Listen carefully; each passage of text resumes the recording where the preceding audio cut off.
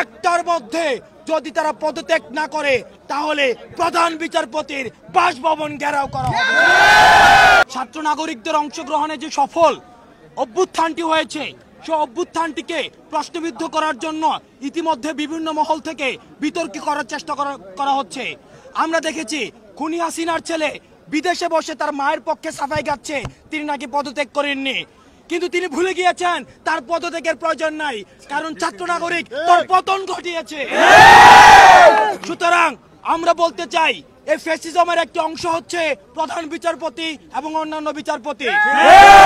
আমরা তাদেরকে আলটিমেটাম দিয়েছিলাম, তারা পদত্যাগ করেননি। আমরা আজকে দুপুর 1টা পর্যন্ত তাদেরকে সময় দিচ্ছি।